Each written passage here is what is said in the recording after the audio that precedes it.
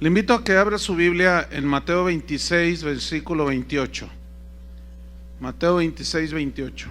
Estamos continuando con la serie Temas de Importancia para la Iglesia.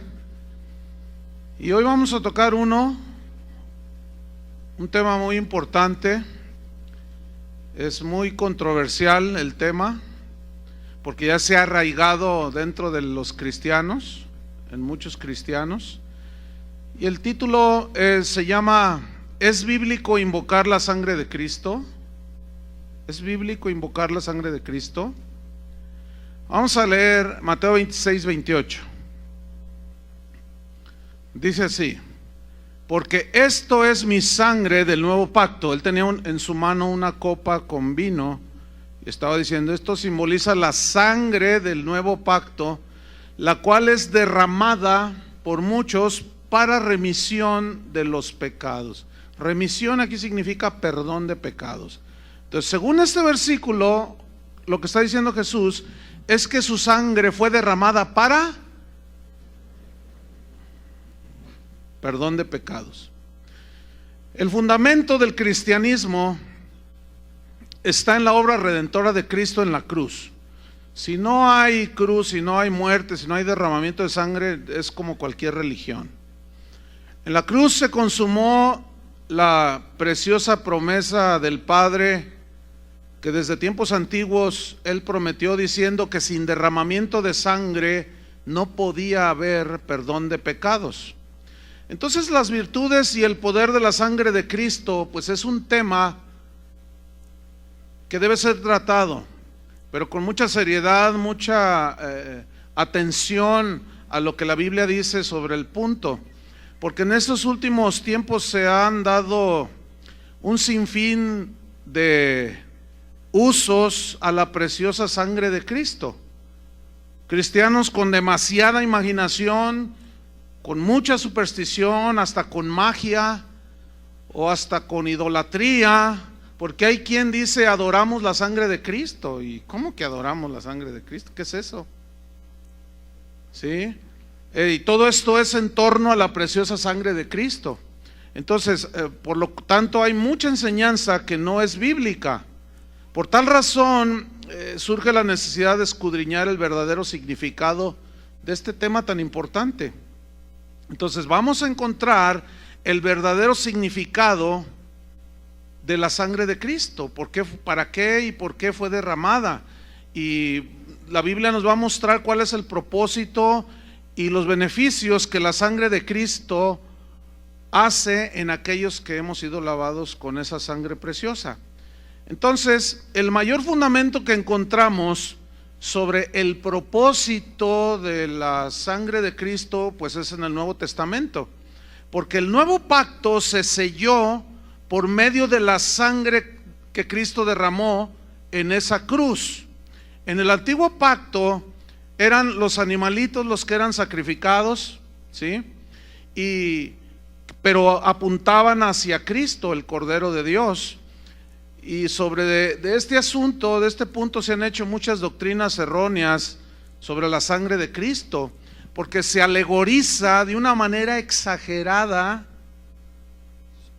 con la sangre de los sacrificios, o la práctica que hacían en el Antiguo Testamento, y se alegorizan y se quieren hacer una aplicación de prácticas rituales del Antiguo Testamento, se quieren aplicar al Nuevo Testamento, porque en el Antiguo Testamento rociaban la sangre, la derramaban de una manera simbólica, porque esos eran los ritos que decía que la ley que debían de hacerse, pero todo eso era sombra de lo que había de venir, o sea, Jesucristo.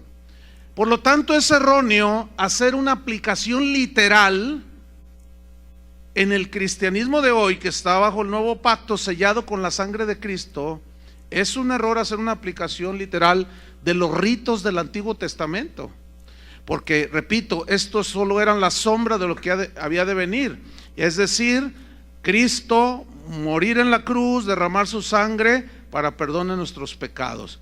Por consecuencia, alegorizar demasiado con la sangre de Cristo ha dado lugar a doctrinas muy extrañas, muy raras, totalmente antibíblicas. Por ejemplo, se le da un uso que raya en la superstición a la sangre de Cristo. Se le da un uso porque se le menciona como si fuera un conjuro. Un conjuro significa una orden. Eso es un conjuro, una orden. ¿Cuántas veces hemos oído nosotros oír que ora alguien, algún cristiano, o a veces hasta los mismos cristianos, a lo mejor usted, orar de esta manera, o de decir: yo no salgo de mi casa si antes no me cubro con la sangre de Cristo? ¿Han oído algo de eso? ¿Cuántas veces en medio de circunstancias peligrosas, difíciles, algunos cristianos claman buscando protección y claman diciendo: la sangre de Cristo me proteja, dicen? Estaba yo mirando un video allí en el internet, donde una persona, pues un pastor, estaba confrontando a un falso profeta y le dice: usted es un falso profeta, y grabó la conversación por telefónica. Le dice: usted es un falso profeta. Dice: ¿y por qué dices que soy un falso profeta? Por lo que dijiste el otro día, yo te tengo grabado. Dice: mentira. Dice: no, yo te tengo grabado. ¿Quieres que te ponga la grabación? Entonces el otro dice: bueno, pues maldito seas, le dice, y lo empieza a maldecir, y le empieza a decir: las 9 plagas, todas las plagas de Egipto vendrán sobre tu vida. Y el que estaba siendo maldecido comenzó: la sangre de Cristo me protege, invoco la sangre de Cristo. Los dos están iguales de fallos. O sea, uno maldiciendo: no debes maldecir, y el otro haciendo conjuros: la sangre de Cristo me protege, la sangre de Cristo me salva, la sangre de Cristo, invoco la sangre de Cristo, y la sangre de Cristo te reprenda. ¿Y qué es eso? Otros oran por sus hijos cuando salen a la escuela: te cubro, hijito mío, con la sangre de Cristo, dicen. Pero el colmo, vemos cristianos reprendiendo a los demonios con la sangre de Cristo. Ven un endemoniado y dicen: la sangre de Cristo te reprenda, dicen. Ay, Dios. Otros dicen: si me cubro con la sangre de Cristo, todo me va a salir bien el día de hoy. Si no me cubro, no me salen bien las cosas. Eso raya a brujería, hermanos, por el amor de Dios. Eso no es bíblico. Pero es tan común ya en las iglesias que algunos de ustedes ya están así, mirándome feo. Pero vamos a ver qué dice la Biblia. Imagínate que tú sales en la mañana y por las prisas se te olvida cubrirte con la sangre de Cristo. ¿Qué va a pasar ahí? ¿Ah? No, hermanos, ¿no es esto superstición? ¿Qué es una superstición? Una superstición es atribuirle poderes a algo o alguna cosa, poderes que no tiene. Y ahí vas tú caminando y está por la banqueta y está una escalera cruzada, y tú vas a pasar por debajo y dices: no, porque dicen que es de mala suerte, por favor. O se te atraviesa un gatito negro y dices: ay, el diablo, quién sabe qué cosa dicen. Hermanos, eso es típico de gente supersticiosa, que no conoce la palabra de Dios, y desgraciadamente la superstición se ha anidado en la vida cotidiana de muchas iglesias, de muchos cristianos. ¿De dónde vienen todas estas prácticas? Pues vienen de la mala interpretación de la señal que pusieron los israelitas en los dinteles de las puertas, de las ventanas. ¿Se acuerdan? Vamos a verlo ahí en Éxodo 12, versículo 22. Éxodo 12, 22. De ahí lo toman, pero es erróneo, escúcheme bien, hacer una práctica literal de algo que era sombra, que apuntaba hacia la realidad que es Cristo. Éxodo 12, 22. Entonces se alegoriza y se usa la sangre de Cristo de múltiples maneras. Éxodo 12, 22. ¿Me dan más monitor, por favor? Un poquito. Dice así: y tomando un manojo de hisopo y mojadlo en la sangre que estará en un lebrillo, y untad el lindel y los 2 postes con la sangre que estará en el lebrillo, y ninguno de vosotros salga de las puertas de su casa hasta la mañana. porque Jehová pasará hiriendo a los egipcios, y cuando vea la sangre en el lindel y en los dos postes, pasará Jehová aquella puerta y no dejará entrar al heridor en vuestras casas para herir. Ok, esa sangre que era untada previo sacrificio de animales inocentes, ¿a quién protegía? ¿A la casa o a los que estaban en la casa? Ahora, eso era porque era eso tipificaba a lo que en esa ocasión los hijos de Israel no llegó la muerte por el ángel que estaba haciendo el juicio de Dios. Pero eso tipifica, obviamente, el significado de esto era la protección de la muerte de los primogénitos, que apuntaba hacia la sangre de Cristo que nos liberaría de la muerte eterna en el infierno. Es decir, si usted está lavado con la sangre de Cristo, nada lo toca, porque ya está con el Señor, ya está limpiado, ya está justificado. En el Nuevo Testamento no hay un solo versículo, entiéndame bien, un solo texto que enseñe que la sangre de Cristo puede ser usada, fíjese el verbo, usada, como lo hacen hoy muchos cristianos. Nunca se ve en las Escrituras que la sangre de Cristo sea usada para protegernos del peligro. Me cubro con la sangre de Cristo, diciendo que me cubro del peligro, ¿verdad? La sangre me protege. Ni para reprender demonios, ni para orar por los enfermos, ni para cualquier otro propósito que no sea el perdón de nuestros pecados. No hay un solo versículo. Es decir, que usar la sangre del cordero de esa manera es darle una aplicación supersticiosa y que raya en la idolatría. ¿Por qué? Porque la Biblia no enseña nada al respecto. Repito, no hay un solo versículo que nos diga que invoquemos la sangre de Cristo, pero sí hay muchos versículos que hablan de que invoquemos el nombre del Señor. ¿Sí o no? Y también Jesús dijo: en mi nombre echarán fuera demonios, en mi nombre pondrán sobre los enfermos sus manos y sanarán. En mi nombre, todo lo que pidieres al Padre en mi nombre, cualquier cosa, sanidad, provisión, protección,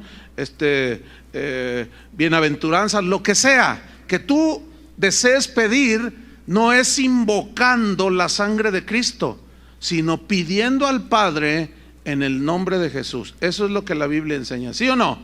Ahora, aquí viene una pregunta. Si esto fuera bíblico, de invocar la sangre de Cristo y usarla para todo ese tipo de cosas, ¿por qué los apóstoles nunca lo hicieron? ¿Cuándo se ve a los apóstoles hacer semejantes declaraciones en las Escrituras? Nunca. Entonces, si esto fuera bíblico, ¿por qué los apóstoles hicieron semejante omisión? ¿Me expliqué? O sea, si fuera algo bíblico, ¿por qué los apóstoles omitieron? No hay un registro en la Biblia. No hay registro en los primeros siglos de que los cristianos invocaran la sangre de Cristo para que los protegiera o los librara de los ataques demoníacos. No hay registro. Cuando aquellos mártires morían en el Coliseo romano, no hay registro que ellos invocaran la sangre de Cristo para que los protegiera. Esteban, cuando era apedreado, dijo: Señor, no, invocó al Señor. Le dijo: Señor, en tus manos está mi espíritu. Entonces no se ve pues que hay una invocación a la sangre de Cristo, no, pero sí hay una invocación a Dios mismo. Se ora a Dios, no se ora a la sangre de Cristo. Eso no es bíblico. Ahora, a continuación vamos a hacer algo que yo sé que les va a sorprender. Les voy a leer dos oraciones. Una es católica y la otra es cristiana, ¿sí? O sea, las tengo escritas las dos aquí. Las voy a leer y usted va a notar la similitud que hay en ambas oraciones, ¿ok? Primero voy a leer la oración católica, que dice así: Señor Jesús, en tu nombre y con el poder de tu sangre preciosa, sellamos toda persona. O sea, sellar se entiende que es proteger, que no le entres, como un sello en una botella, no le entra nada, o sea, la protegemos. Dice: sellamos toda persona, hechos o acontecimientos a través de los cuales el enemigo nos quiera dañar. Con el poder de la sangre de Jesús sellamos toda potestad destructora en el aire, en la tierra, en el agua, en el fuego, debajo de la tierra, en las fuerzas satánicas de la naturaleza, en los abismos del infierno y en el mundo en el cual nos movemos hoy. Quedan selladas con el poder de la sangre de Jesús. Con el poder de la sangre de Jesús rompemos toda interferencia y acciones del maligno. Te pedimos, Jesús, que envíes a nuestros hogares y lugares de trabajo a la Santísima Virgen, acompañada de San Miguel, San Gabriel, San Rafael y toda su corte de santos ángeles.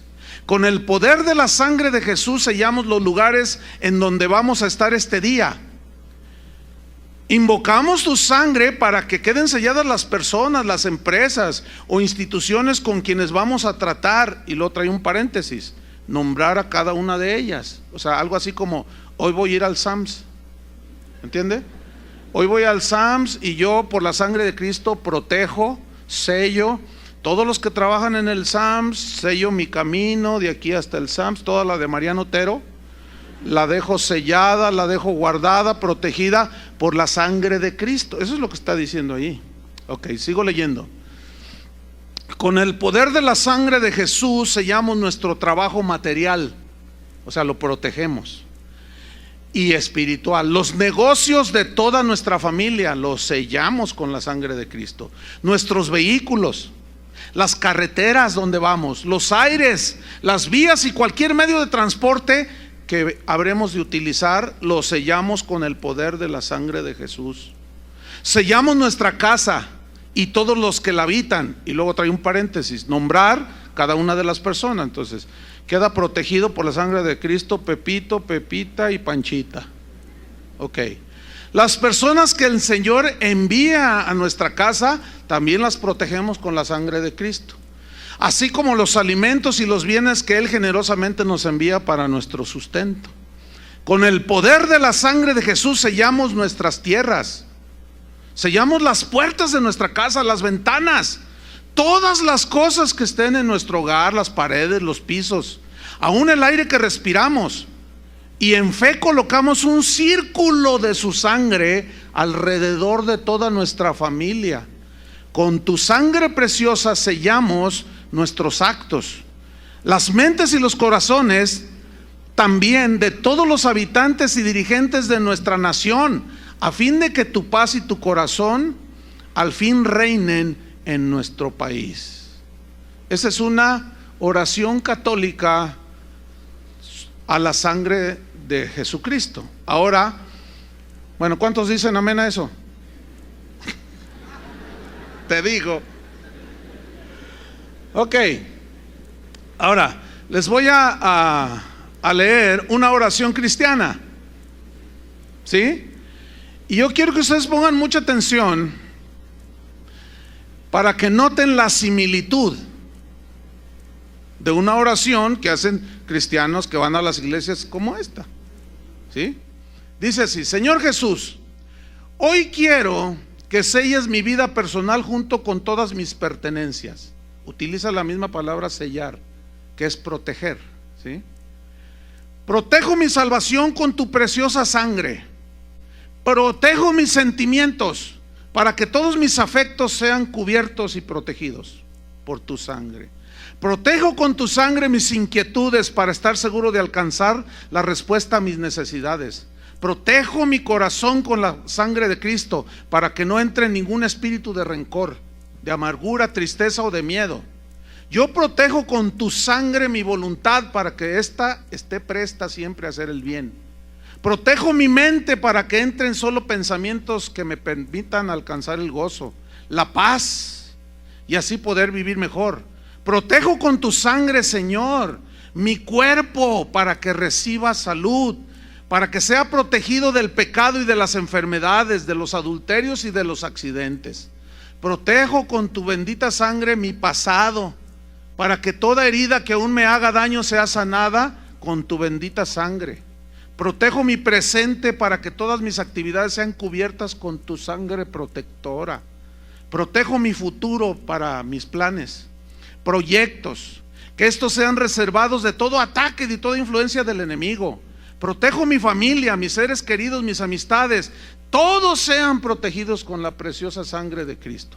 Protejo mi economía para que se derrame abundantemente en mi vida. Este debe ser de la prosperidad, ¿no?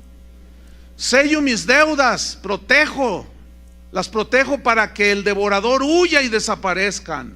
Invoco tu sangre preciosa sobre mí y protejo mis palabras para que sean solo bendición. Decreto y protejo y declaro que tu sangre preciosa, aquí sí se voló la barba del hermano.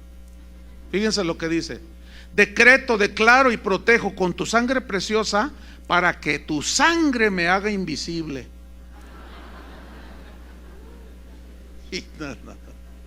Increíble.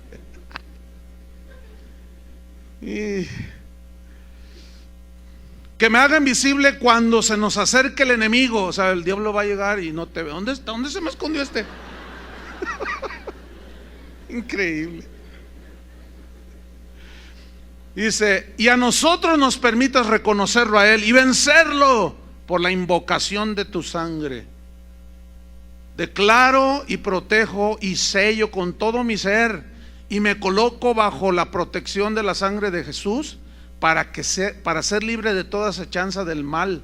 Con el poder de la sangre de Jesucristo rompo y destruyo toda potestad de interferencia, de interacción del maligno, y les prohíbo toda comunicación entre ellos. O sea que ya no se van a poder comunicar el diablo con la diabla. Gracias, Señor, por tu sangre preciosa. Gracias a ella somos preservados de todo mal. Tu sangre nos hace invisibles. Bendito y alabado seas por siempre, Señor. Amén. Pregunta: ¿encontró alguna diferencia ahí?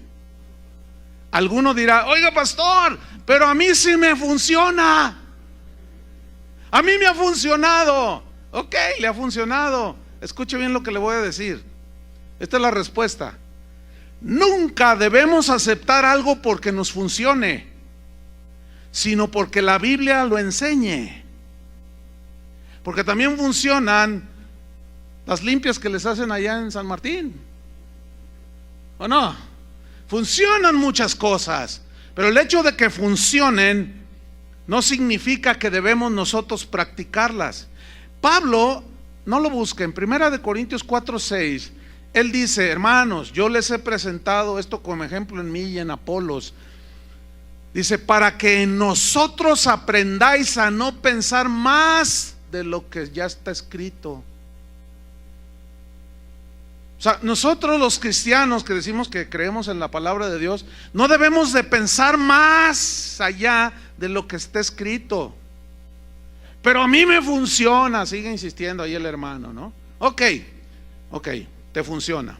¿Se acuerdan cuando Jesús dijo: en aquel día muchos me dirán, Señor, Señor, en tu nombre echamos fuera demonios, en tu nombre hicimos milagros, en tu nombre sanamos enfermos, en tu nombre hicimos esto? Y les diré: no les conozco, malditos al fuego eterno. Pregunta: ¿les funcionó? Sí les funcionó. Pero ¿de qué les sirvió que les haya funcionado? Sí les funcionó, pero eso no garantiza absolutamente nada, aún en el nombre de Jesús. ¿Se acuerdan cuando los discípulos llegaron? Señor, los demonios se nos sujetan en tu nombre, hicimos esto y lo otro. Y Jesús rápido los pone en su lugar y dice: no, tranquilos, no se emocionen tanto de que los demonios se les sujetan. Más bien, asegúrense si sus nombres están escritos en el libro de la vida. Déjeme leerle un testimonio que está debajo de la oración católica. porque esto lo tomé allí de una página de internet. Es el testimonio, se lo voy a leer, dice: hola, mi nombre es Juan y yo soy de Venezuela. Yo nunca me imaginé el poder de la sangre de Cristo, dice.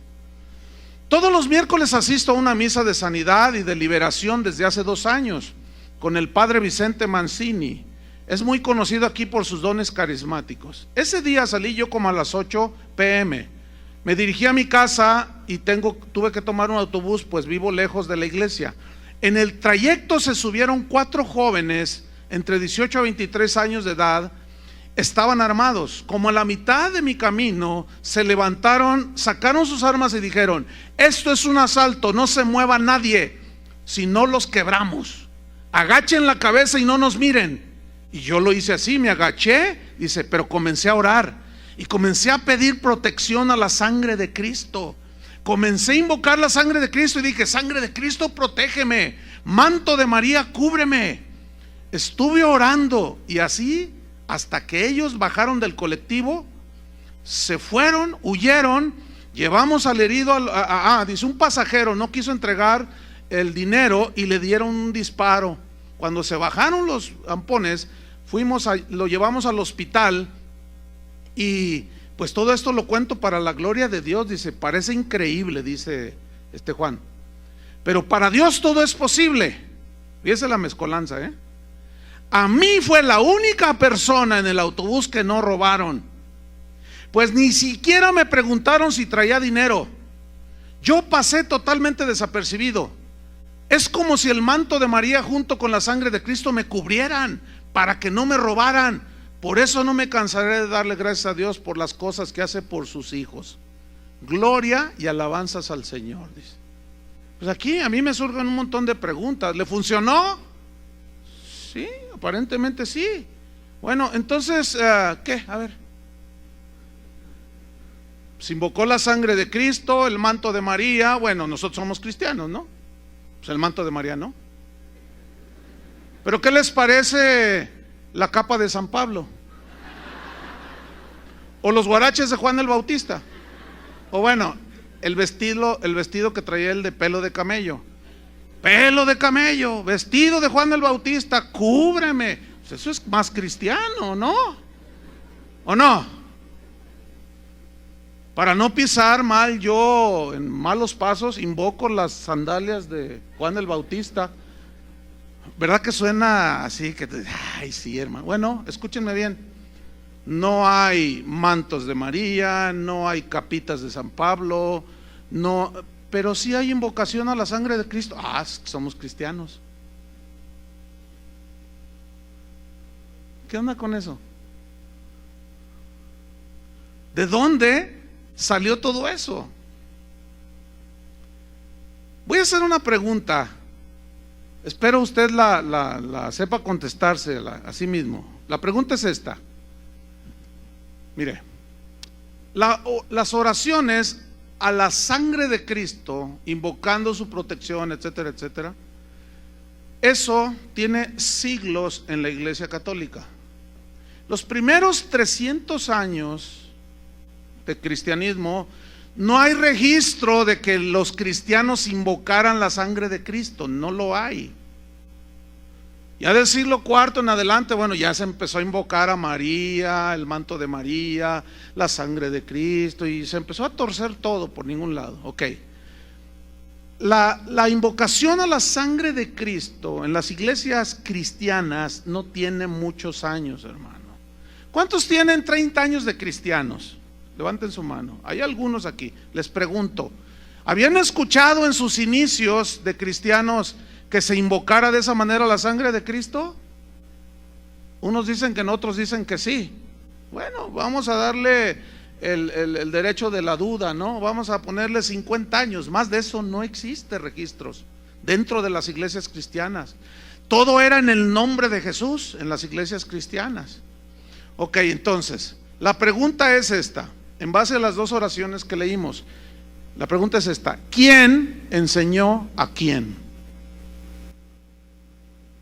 A ver, otra vez, porque ya lo expliqué, no puedo decirlo de nuevo. ¿Quién enseñó a quién a orar así?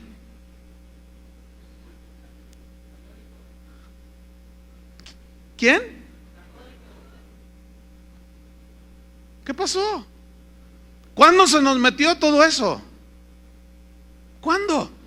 Pues un católico que medio se cristianizó y que como que se le ocurrió y que traía cosas, porque todos traemos cosas. Es como lo de algo que trae la gente muy arraigado, es que antes decían, no, pues el padre dijo, así haya dicho la peor aberración, no, el padre dijo, y ahora lo sustituyen, el pastor dijo. Hermano, no me crean a mí, pues es el mismo asunto, nomás que ya cristianizado, ¿sí? Entonces, ¿quién enseñó a quién? Pues un católico medio cristianizado empezó a asistir a una iglesia, un pastor medio pues cristianizado, qué sé yo, y se les empezó a ocurrir de que hay que invocar la sangre de Cristo. No, mire usted, antes de que sus hijos, hermanos, cubran a sus hijos con la sangre de Cristo, lo está diciendo el pastor.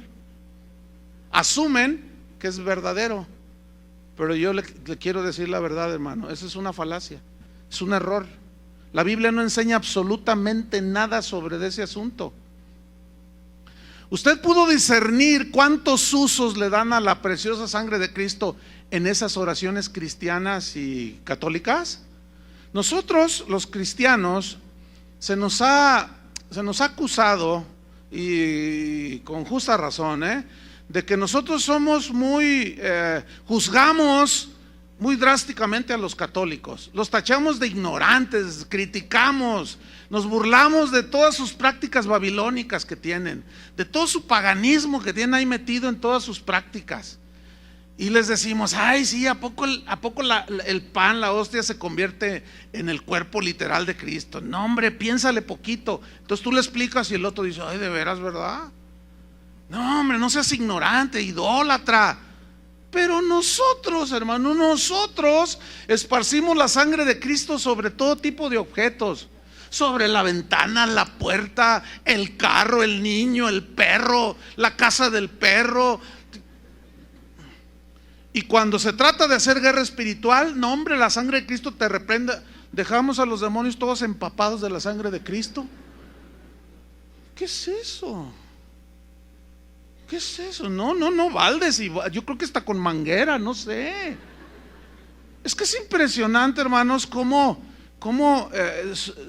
si nosotros no nos ponemos listos, se mete cualquier cantidad de cosas dentro de la iglesia. Algunos de ustedes me están viendo así como diciendo, yo los entiendo, están batallando toda su vida. Algunos de ustedes se protegieron y les funcionó, y algunos dicen, sí. Volvemos a lo mismo, ¿sí? Ahora fíjate, el único texto que citan los que creen en estas cosas es Apocalipsis 12:10. Vamos a leerlo. Apocalipsis 12, versículo 10. Y dice, no, espérame, pastor, la Biblia sí dice que se puede hacer eso con la sangre de Cristo. Y vamos a leerlo, porque este es el típico, como es el único versículo que habla más o menos, da a entender eso. Vamos a ver si realmente significa lo que algunos dicen que significa. Apocalipsis 12, versículo 10, ¿ya lo tiene?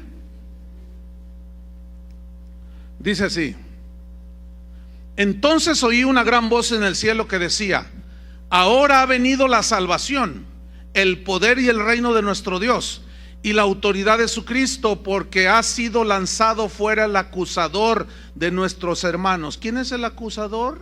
Satanás. Dice, el que los acusaba delante de nuestro Dios día y noche, y ellos le han vencido por medio de la sangre del Cordero y de la palabra del testimonio de ellos. E interpretan, ellos han vencido por medio de la sangre del Cordero, como que la sangre del Cordero los protegió, o sea, la reprendieron, como que usaron la sangre de Cristo, y parece como que dice eso, ¿verdad? Pero escuchen bien, este mismo versículo, Apocalipsis 12:11, se los voy a leer en una versión que se llama Biblia en lenguaje sencillo. la cual traduce mucho más entendible. Dice: la muerte del Cordero y el mensaje anunciado han sido la derrota de Satanás. ¿Qué hizo Cristo en la cruz del Calvario? Derrotó a Satanás, ¿sí o no? Triunfando sobre todos los principados, las potestades, sobre ellos en la cruz, dice ahí en Colosenses. Ahora, la frase ellos le han vencido por medio de la sangre, la palabra por significa en el griego a causa de. Y aquí, ¿cuál fue la causa? El derramamiento de la sangre del Cordero. A causa de la sangre del Cordero. Ahora, ¿qué fue lo que hizo la sangre del Cordero cuando te arrepentiste de tus pecados? Te limpió tus pecados, ¿no es cierto? Borró tus pecados. Entonces, pongan atención, si la sangre de Cristo no hubiese sido derramada en esa cruz, las acusaciones de Satanás de que somos pecadores ante Dios hubieran tenido efecto. La sangre de Cristo en nosotros los creyentes, los que hemos sido lavados con su sangre, anula las acusaciones de Satanás que dice de nosotros, las anula delante de Dios. ¿Por qué? Porque nuestros pecados han sido perdonados y borrados por toda la eternidad. Y por eso dice, y ellos le han vencido por medio de la sangre del Cordero. La frase la sangre del Cordero equivale, es un sinónimo del sacrificio de Cristo en la cruz. Pero los que no han sido lavados con la sangre del Cordero, esos tienen su conciencia toda acusadora. Y luego dice, y de la palabra del testimonio de ellos. O sea, también significa en el griego, a causa de la palabra de su testimonio. Es decir, que en base a nuestro testimonio de lo que hemos recibido cuando nos aceptamos a Cristo, nosotros confesamos a Jesús, ¿sí o no? ¿Cuántos confiesan a Jesús? Y esto es hasta la muerte. Y somos hechos vencedores. ¿Sobre qué? Sobre la muerte. La muerte ya nos enseñorea de nosotros, hermano. La muerte eterna ha sido vencida, ¿cierto o no? Nosotros ahora, nuestro destino es la eternidad con Dios. Entonces, ahí se aplica. Pero déjeme decirle una cosa. Por eso nuestro cuerpo tiene que morir, porque nuestro cuerpo físico tiene que morir para ser resucitado, para que tenga la misma glorificación que tenía el cuerpo de Cristo. Es otra naturaleza, ¿sí? Ya del cuerpo resucitado, glorificado. Entonces, ahí es donde Pablo dice a los corintios, que dice, le dice de una manera alegórica a la muerte: oh muerte, ¿dónde está tu aguijón? Oh sepulcro, ¿dónde está tu victoria? Y Pablo dice: nada nos separará del amor de Cristo, ni tribulación, ni angustia, ni persecución, ni la muerte, ni la vida, ni ángeles, ni principados, ni potestad. Antes, en todas estas cosas, ¿qué somos? Más que vencedores por medio de aquel que nos amó. ¿Cómo demostró su amor? Muriendo por nosotros. Eso significa, hermanos, le han vencido por la sangre del Cordero. No hay ningún forzamiento al texto. Todo encuadra perfectamente con el contexto general de las Escrituras respecto al sacrificio de Cristo. Déjeme hacerle una paráfrasis de este versículo de Apocalipsis. Ellos le han vencido por medio de la muerte de Cristo en la cruz, o sea, el acusador, porque sus pecados han sido lavados por esa sangre que Cristo derramó. Y Satanás, por lo tanto, no puede acusarlos ni dañarlos, puesto que estos han saldado su deuda con Dios. ¿Entendieron? Pero entonces viene otra pregunta aquí. ¿Qué significado tiene entonces la sangre de Cristo? Bueno, escúcheme bien. La sangre de Cristo, ponga atención, no fue derramada para ser usada. No, la sangre de Jesús fue derramada con propósitos. O sea, ¿para qué fue derramada? Para esto, no para ser usada con protejo mi casa. Sangre de Cristo cubro con la sangre de mi carro nuevo, pues es del año, hay que cubrirlo, ese es mi seguro, ¿verdad? No me pasará, no. La sangre de Cristo no es para ser usada de ninguna manera, no. La sangre de Cristo fue derramada para cumplir propósitos. La sangre de Cristo siempre en la Biblia, siempre, digan todos siempre, escuchen bien esto, siempre. La sangre de Cristo está vinculada a su sacrificio. No hay otra manera. Tuvo, para haberse dado el hecho de que Cristo derramara su sangre, tuvo que haber sacrificio. O sea, no se puede desligar. Sacrificio, derramamiento de sangre. Por lo tanto, sacrificio y derramamiento de sangre cumplen los propósitos para los cuales fue derramada, que son, entre otros, redención, salvación, reconciliación con Dios, purificación, limpieza de nuestra conciencia, limpieza de nuestros pecados. Vamos a ver algunos ejemplos en la Biblia de los propósitos por los cuales la sangre de Cristo fue derramada. Repito, no fue para ser usada como conjuro. Vamos a Efesios 1:5. Repito, siempre la sangre de Cristo estará relacionada con el perdón de nuestros pecados. Siempre. Efesios 1:5 al 7. ¿Ya lo tiene? Dice así: en amor, habiéndonos predestinado para ser adoptados hijos suyos por medio de Jesucristo, según el puro afecto de su voluntad, para alabanza de la gloria de su gracia, con la cual nos hizo aceptables en el amado, o sea, en Jesús.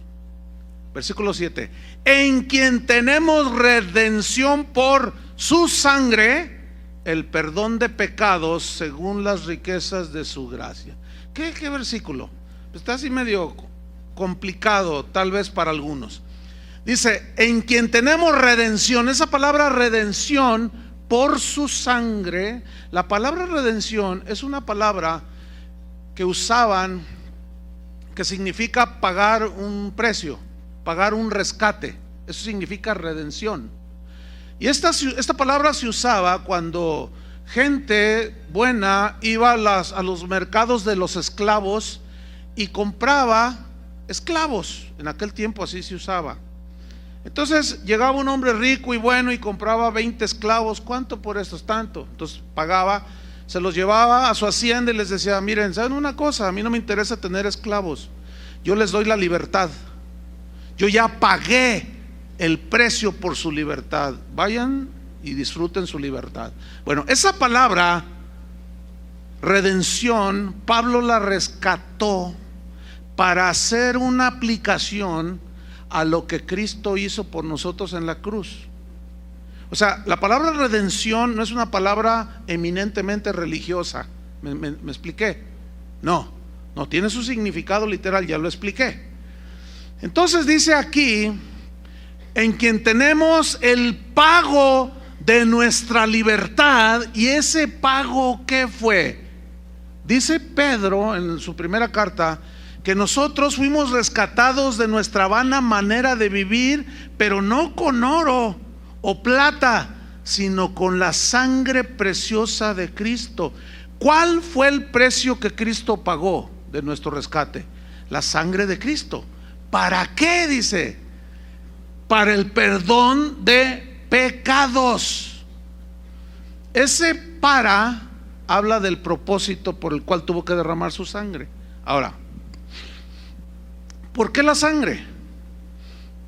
Según la Biblia y también la ciencia corroboran que cuando un bebé es concebido en el vientre de la madre, reproduce los genes de ambos, del padre y de la madre.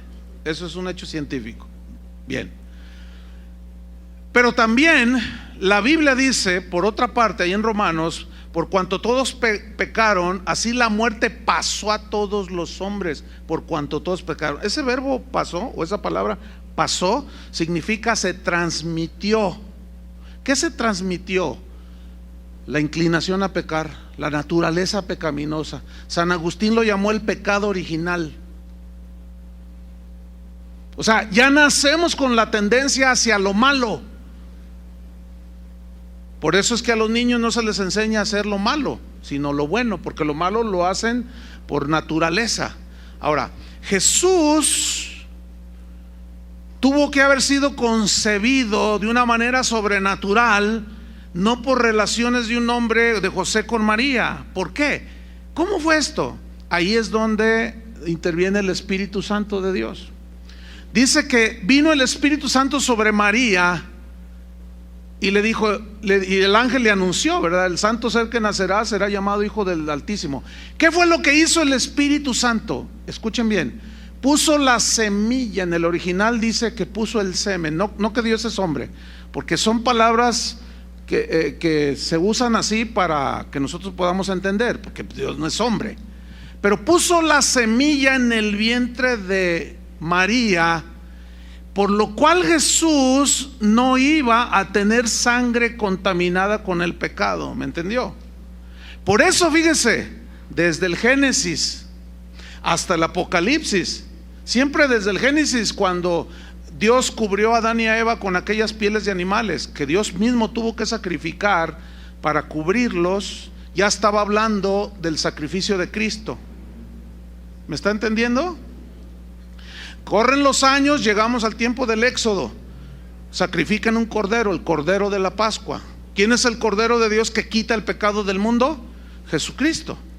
Entonces, por eso es que la sangre de Cristo, al no ser contaminada con pecado, es la única que nos puede limpiar. La sangre de los animales, de los sacrificios del Antiguo Testamento, no borraban los pecados, nada más los cubría. Y dice la Biblia que los sacerdotes, cada año que hacían eso, siempre que hacían la Pascua, dice que era un recordatorio de los pecados. Y en el Nuevo Testamento Dios dice: ya no me acordaré de sus pecados. Entonces ese es el poder de la sangre de Cristo, hermanos.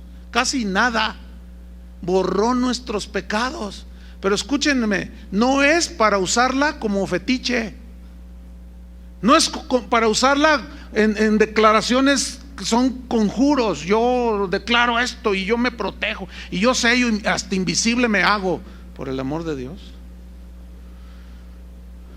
Romanos 8, versículo 9.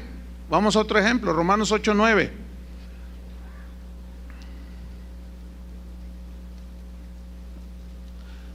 Dice así.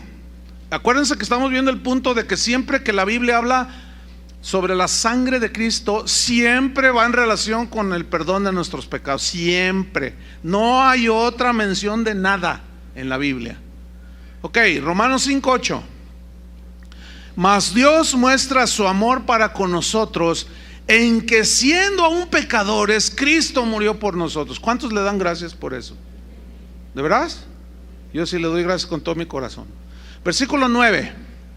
Pues mucho más, estando ya justificados en su sangre, por él seremos salvos de la ira. Mire, aquí aparece otra palabra. Aquello fue redención, pagó el rescate. Aquí aparece justificados. La justificación en la Biblia es un término que significa declarar sin culpa. Declarar a alguien que no debe nada, no tiene deudas con nada, con Dios en este caso. Entonces, Romanos 5:1 dice: justificados pues por la fe, porque creímos que Él murió y que Él me limpia mis pecados, tenemos paz. ¿Para con quién? Para con Dios. Entonces, hemos sido, cuando una persona llega a los pies de Cristo, se arrepiente, es lavado con la sangre de Cristo, Él borra sus pecados, y en ese momento se opera la justificación, porque dice: levántate, tus pecados te son perdonados, eres justo delante de Dios. Cada vez que tú ves en la Biblia los justos son esos, o somos esos, los que hemos sido lavados con la sangre de Cristo. Entonces, pero quiero que note que aparece la justificación ligada a la sangre de Cristo. Ahora, Esa justificación y ese borrar los pecados, ese perdonar los pecados y ser declarados sin culpa, miren lo que dice el mismo versículo 9. Por eso seremos salvos de la ira. ¿Qué se refiere a la ira? Se refiere al juicio de Dios que vendrá sobre este mundo. Usted y yo, los que hemos sido lavados con la sangre de Cristo, ya no pasaremos ese juicio. ¿Por qué? Porque nuestros pecados ya han sido enjuiciados. ¿En dónde? En la cruz de Cristo. ¿Cuántos dicen amén? Por eso ya no somos sujetos de la ira de Dios. Eso es lo que dice ahí, yo lo creo.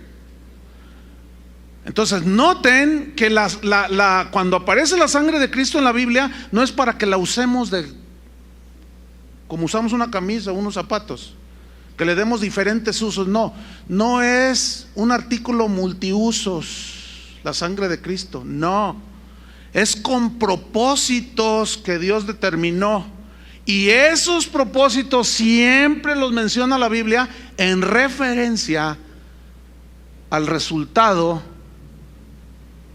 que tiene alguien cuando cree en Cristo. Otro versículo, Efesios 2:12. Efesios 2:12 y 13. Dice así: en aquel tiempo estabais sin Cristo, alejados de la ciudadanía de Israel y ajenos a los pactos de la promesa, sin esperanza y sin Dios en el mundo. Qué terrible condición. Así estábamos, sin esperanza y sin Dios en el mundo, viviendo como el Bambi o como el Bobby, ¿verdad? Versículo 13.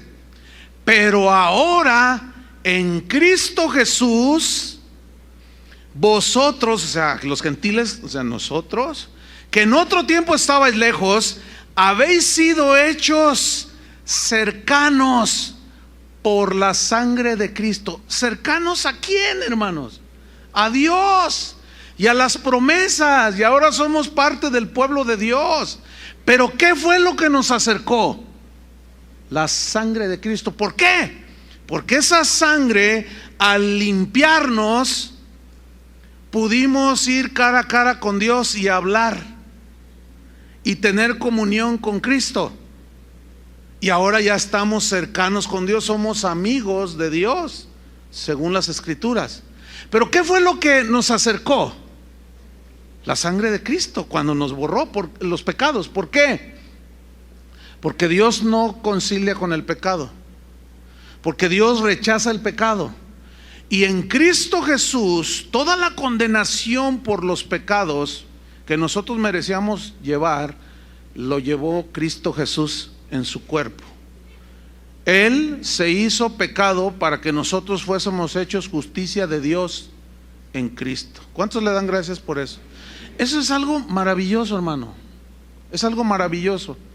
¿Has oído a la gente cuando tú le compartes y le dices: no, pues es que Dios me habló? Y te dice: ay, sí, Dios te habló. Ja, ja, ja, ja. Se burlan, ¿no? Dice: el único que habla con Dios es el Papa, dicen. Puras papas, dicen, ¿no?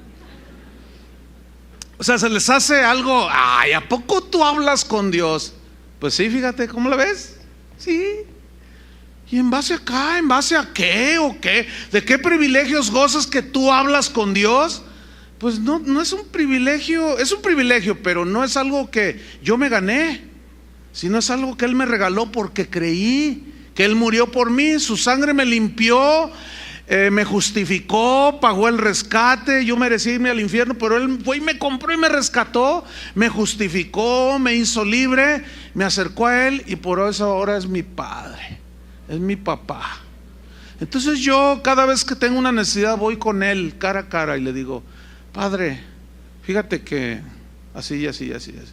Padre, fíjate que pues me corrieron del trabajo. ¿Ya te diste cuenta, verdad, Señor?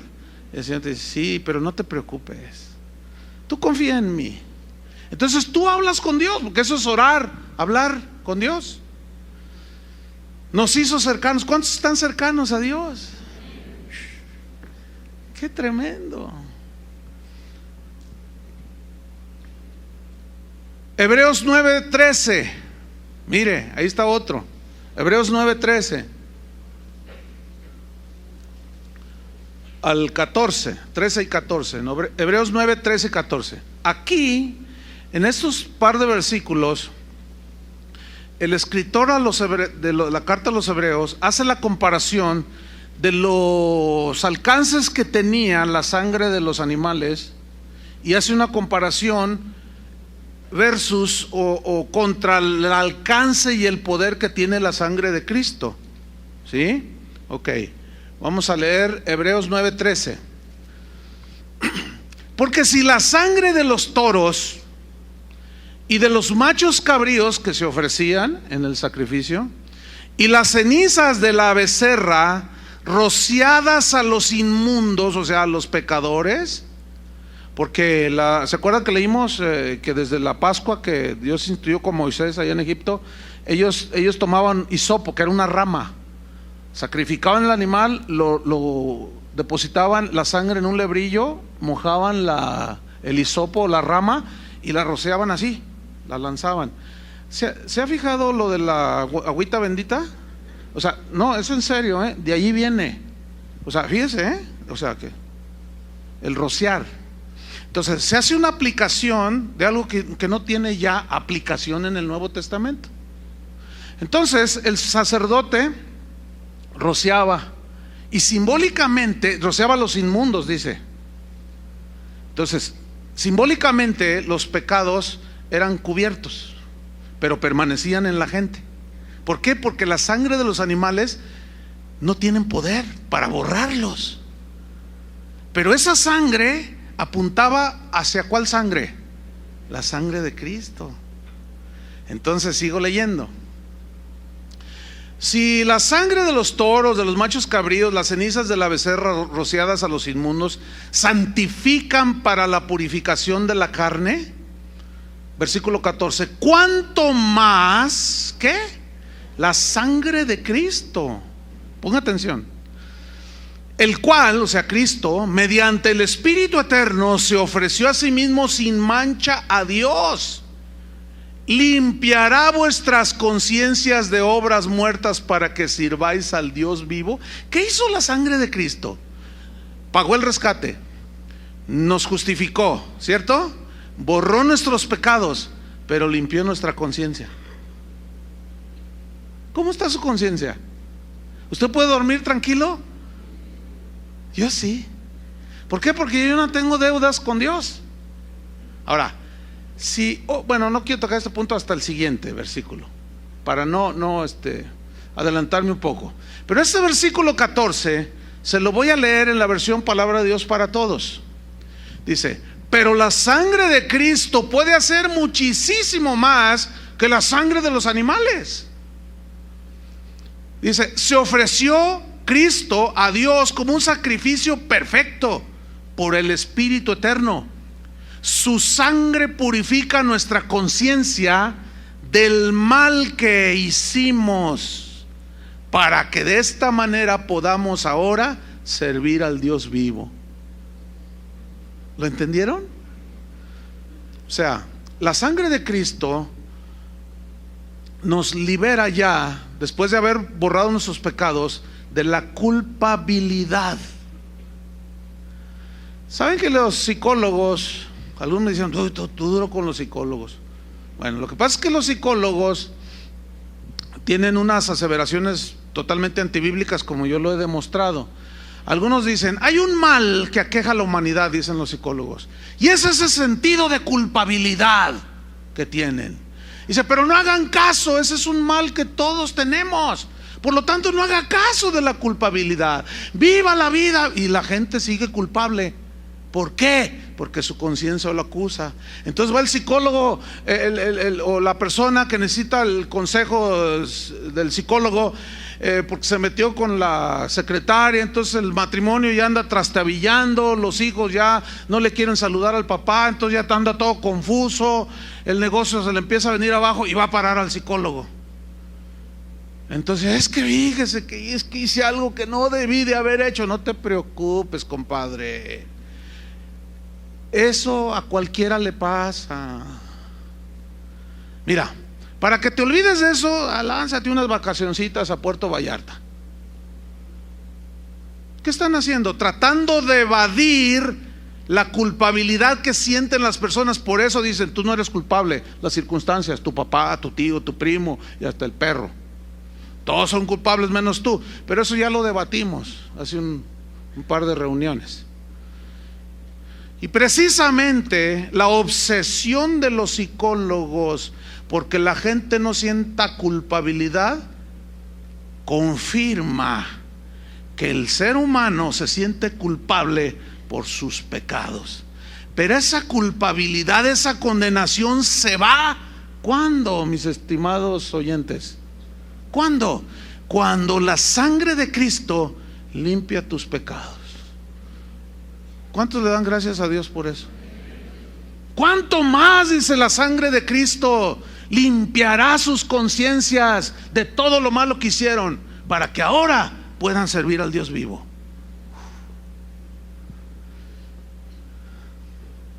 Primera de Juan 1:6. Primera de Juan 1:6. Dice así: si decimos que tenemos comunión con Él, ¿cuántos tienen comunión con Él? Muy bien, felicidades, gloria a Dios. Pero mira lo que dice: y andamos en tinieblas, o sea, andamos en pecados no confesados. Si decimos que tenemos comunión con Él y andamos en tinieblas, mentimos y no practicamos la verdad. Pero si andamos en luz, andar en luz es andar en santidad, en integridad delante de Dios, en obediencia. Si andamos en luz como Él está en luz, Él está en santidad. Estas son expresiones para que nosotros, simbólicas para entender nada más, que nos ilustran. Si andamos en luz como Él está en luz, mire, tenemos comunión unos con otros. Ponga atención a lo que voy a enseñar aquí a continuación. Cuando un cristiano nacido de nuevo, justificado, rescatado, redimido, peca, se corta la comunión con Dios. ¿Sí? Entonces, mientras no confieses ese pecado al Señor, te arrepientas y lo confieses, su sangre no te limpia, te quedas en tu pecado. Pero ese pecado no confesado te hace andar en tinieblas. Entonces es cuando el cristiano cae en el engaño y se empieza a alejar ya de Dios. No tiene comunión porque se cortó por el pecado, pero deja de juntarse con los hermanos, deja de asistir a la congregación. ¿Por qué? Porque anda en tinieblas, ¿entiende? Cuando tú veas que alguien se aparta, ya no viene, no lee su Biblia, no ora, y te lo encuentras por allí: oye, ¿qué pasó? No te viste. Lo que pasa es que allí todos, y empiezan a soltar todo el veneno. Ese tiene la comunión cortada con Dios. Por eso no puede tener comunión con un cristiano que camina bien con Dios. Porque ¿cómo va a tenerla? No la puede tener con Dios, tampoco con el hermano, porque la vida recta de este hermano, yo no lo puedo saludar, no puedo tener comunión así oye, ven, te invito a mi casa a comer. No puedo tenerla porque su vida justa y limpia y en santidad que está viviendo me recrimina mi conciencia. ¿Me expliqué? Entonces dice, tenemos comunión unos con otros. O sea, tú caminas en santidad, en rectitud, y mira lo que hace la sangre de Cristo. Y la sangre de Jesucristo, su Hijo, ¿qué? Nos limpia de todo pecado. O sea, para que tú vuelvas a tener comunión con el Padre y comunión con la iglesia, con los cristianos, ¿qué tienes que hacer? ¿Qué tenemos que hacer cuando pecamos? Confesar nuestros pecados. Y esa sangre, ¿qué hace? Nos limpia de todo pecado.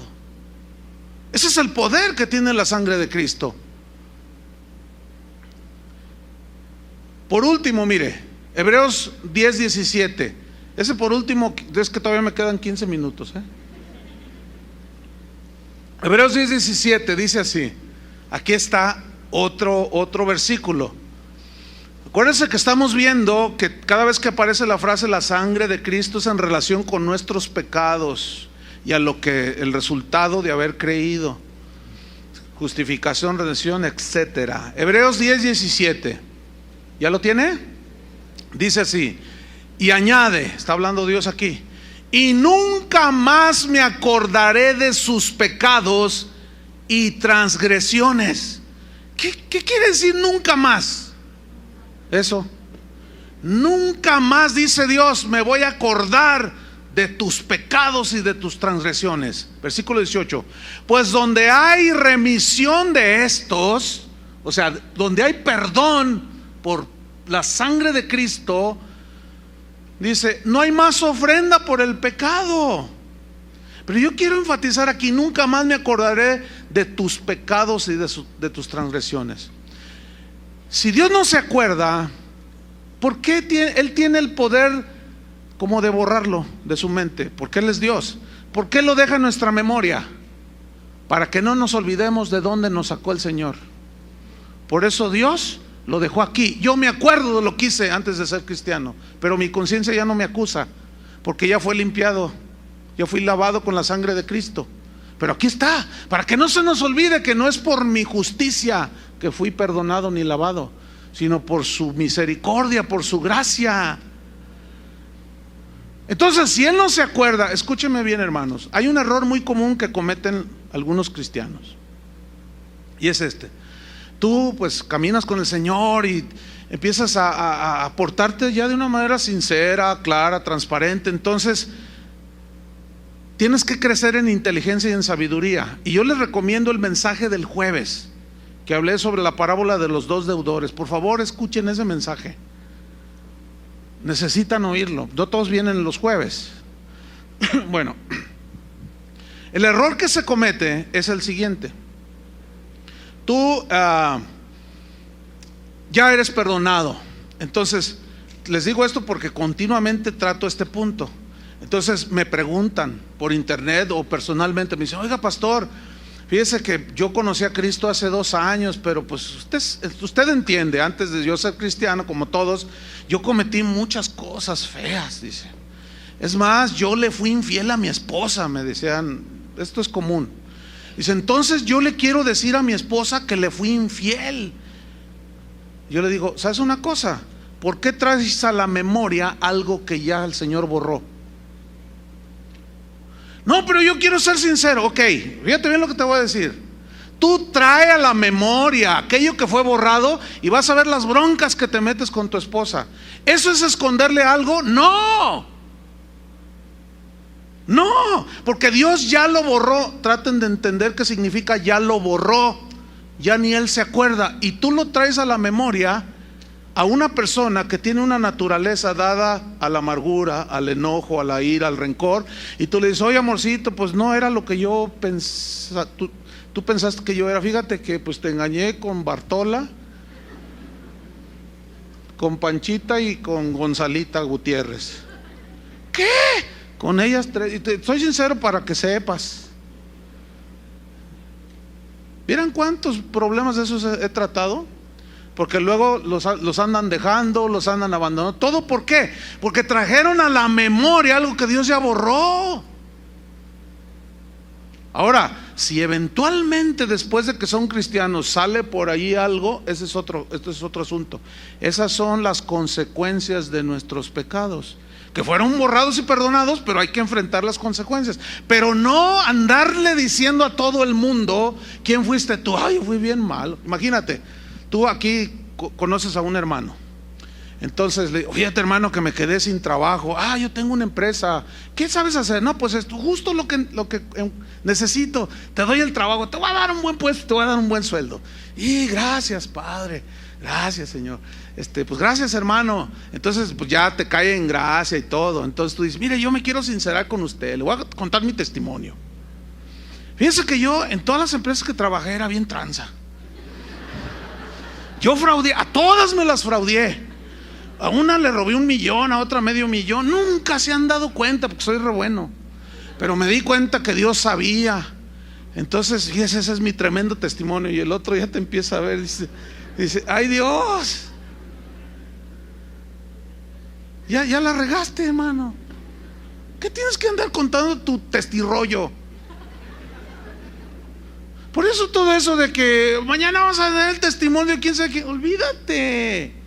¿Para qué traer a la memoria las cosas pasadas? Simplemente, como decía Pablo, yo fui un perseguidor de la iglesia, fui el peor de los pecadores, ya, ahí muere, yo me extiendo a la meta.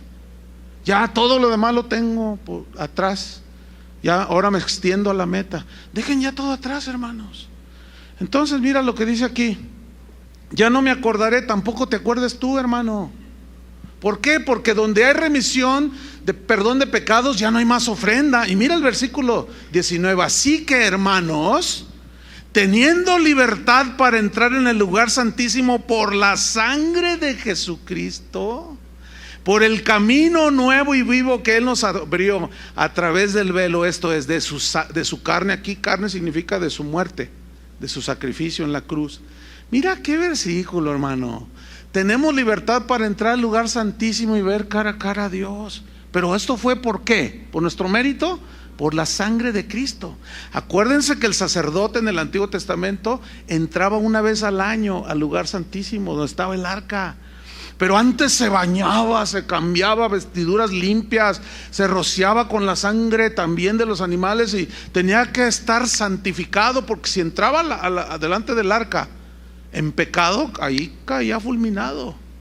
Y todo eso tipificaba lo que hoy nosotros los cristianos vivimos, hermano. ¿Entendieron?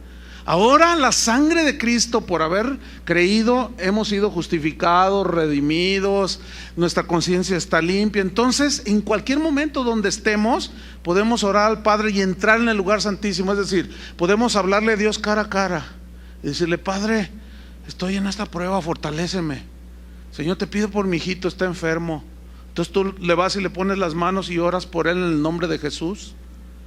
¿Verdad? En las mañanas cuando llevas a tus hijitos a la escuela: a ver, niños, vengan, Padre, en el nombre de Jesús, bendice este día, Señor. Nos encomendamos a ti, ¿verdad? Que tu Espíritu Santo nos guíe en el nombre de Jesús, guárdanos, etcétera, etcétera. Y tú ya cada día, a la hora que quieras, puedas entrar en el lugar santísimo. Pero entonces, a fin de cuentas, y me quedan unos minutos, ¿cuál es entonces la manera en que somos protegidos? ¿Por conjuros? No, por Dios mismo, hermanos. Esto está en toda la Biblia. La invocación era a Dios. Por ejemplo, en el Salmo 28:7 dice: Jehová es mi fortaleza y mi escudo. Mi fortaleza habla de una barda alta, una construcción alta, eso como de un castillo. Y escudo, ¿qué les da la idea de un escudo? De protección, ¿no? A mí me llama la atención porque en Efesios 6:10, no tienen que buscarlo, donde habla de la armadura de Dios, calzados con el evangelio, ceñidos vuestros lomos con la coraza de justicia, con el cinto de la verdad, el casco de la salvación, sobre todo tomad el escudo de la fe con la que podáis apagar los dardos de fuego del enemigo, y sobre todo tomad la espada del Espíritu, que es la palabra de Dios. A mí me llama la atención por qué no dice la sangre de Cristo como arma, porque no es un arma, por el amor de Dios, no es un arma. Entonces, ¿qué es lo que cómo resistió Jesús a Satanás? Con la palabra, con la fe, el escudo de la fe. Pero es Dios mismo el que nos protege. Mira, en el Salmo 119:114 dice: mi escondedero y mi escudo eres tú, mi escondedero.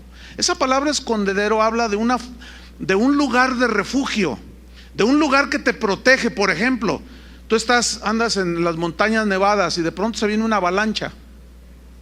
Entonces, a 50 metros delante de ti, pues viene a medio kilómetro la avalancha a 300 kilómetros por hora. Entonces está una roca de 6 metros de alto, enorme. Entonces, si tú corres hacia atrás, no te va a alcanzar la avalancha. Pero si corres hacia esa roca, tú te pegas a la roca y te afirmas en él, y la avalancha golpea, ni siquiera se mueve la roca. Esa es la idea aquí, de una roca. ¿Quién es la roca? Cristo, que nos protege. ¿Quién es el que nos protege? Cristo. Jesús dijo: nadie los arrebatará de mi mano. ¿No dijo eso? Yo estoy con vosotros todos los días hasta el fin del mundo. No tengan temor, yo estoy con vosotros. En el Salmo número 91 dice: el que habita al abrigo del Altísimo, ¿qué? Morará bajo la sombra del Omnipotente. Morar bajo su sombra es morar bajo el Todopoderoso. Imagínate nada más. ¿Quién es el que nos protege? Dios, pero nosotros tenemos que estar bajo Él, no con conjuros ni nada de eso. Diré yo a Jehová, esperanza mía y castillo mío. Ese castillo mío es otra referencia a un lugar alto, fortalecido, ¿sí? Un castillo que muy difícilmente el enemigo penetraba. Dice: mi Dios, ¿en quién confiaré? Él te librará del lazo del cazador, de la peste destructora. Con sus plumas te cubrirá y debajo de sus alas estarás seguro. Esto es un lenguaje poético, obviamente, porque Dios no tiene plumas, no es pollo ni pato. Entonces, digo, porque luego algunos hermanos dicen: no, hermano, ¿qué? No, ese es un lenguaje poético que habla como cuando Jesús dijo: ¿cuántas veces quise juntarlos como la gallina junta sus polluelos para protegerlos, ¿no? Bajo sus alas. Habla de protección y es un lenguaje hermoso, poético. Pero luego dice, versículo 5: no temerás el terror nocturno. Terror nocturno. Uy, muchos de ustedes tienen un temor, tienen miedo, no quieren entrar ni a la cocina porque está oscuro. Y luego empiezan: la sangre de Cristo me... Espérate, no, hombre, olvídalo. No, la Biblia dice que el que tiene temor no ha sido perfeccionado en Dios, porque Dios es amor. Tienes que conocer más a Dios, de que es capaz de protegerte y de librarte. Si no lo conoces vas a tener miedo, ¿verdad? Ay, el chupacabra, Señor. No, hermanos, no. Y muchos, de verdad, muchos de ustedes son presas del temor y del miedo, ¿sí? Pero ¿qué dice aquí? No temerás el terror nocturno. Pues que ahí anda la llorona. Bueno, pues nomás dile que le baje porque me puede despertar, pero puede llorar todo lo que quiera la llorona. No temerás el terror nocturno. ¿Qué habla de eso? De seguridad, ¿no es cierto? Dice: ni pestilencia que ande en oscuridad, ni mortandad que en medio del día destruya. Caerán a tu lado 1000 y 10,000 a tu diestra, mas a ti no llegará, aunque algún día te tocará. ¿Sí o no? Porque fíjate, ¿has oído esos que dicen: yo reprendo la muerte? ¿Han oído eso? Dice: reprende a la muerte, dicen. Cúbrete con la sangre de Cristo, reprende a la muerte, no tiene nada que ver conmigo. ¿Cuántos años tienes, hermano? 1825 años. Porque yo me protejo y reprendo a la... Hermanos, ¿dónde se nos enseña a reprender a la muerte, verdad? Díganme, ¿dónde? Pedro le dijo a Jesús: Señor, que eso ni te acontezca. Quítate, Satanás, le dijo. No pones tu mira en las cosas de arriba de Dios, sino en las cosas de aquí de los hombres. Es necesario que yo muera. Es necesario que muera este cuerpo. Y estamos ahí enfermos y todo, y salen los atadores y los decretadores y todos esos conjuradores. Y no aceptes la muerte, no aceptes la muerte, que no es dueño él. Entonces, no, si les digo que estamos infiltrados con un montón de cosas. Dios, cuando se lleva a alguien, es porque ya era su voluntad. Satanás no se lleva a ningún hijo de Dios, porque no tiene autoridad sobre nosotros. Amén. Entonces termino con esto. Cualquier cosa que necesitemos, sanidad, ¿qué necesitas? Provisión, un trabajo. ¿Qué necesitas cuando te enfrentas en un endemoniado? Echarle fuera a los demonios. Está siendo atacado tu vecino, te puso una, qué sé yo, cuánta cosa. Necesitas que Dios salga en tu defensa. ¿Qué necesitas? Cualquier cosa que necesitas, debes de pedirla al Padre en el nombre de Jesús. Amén. Y jamás invocando la sangre de Cristo.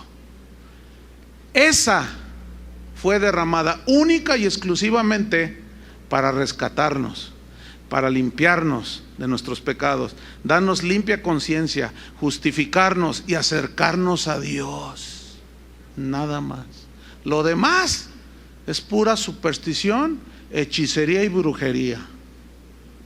Oremos. Señor, te damos gracias por Jesús. Jesús, te damos gracias por haber derramado tu sangre preciosa en esa cruz. Nadie te quitó la vida, tú la pusiste para salvarnos a nosotros. Gracias, Padre, porque de tal manera nos amaste que tuviste un acuerdo con tu Hijo Jesús. Jesús, gracias, porque aun siendo igual a Dios, no estimaste el serlo, sino que te humillaste y tomaste forma de hombre y viniste a este mundo a morir por nosotros. Y ahí en esa cruz tu sangre fue derramada gota a gota.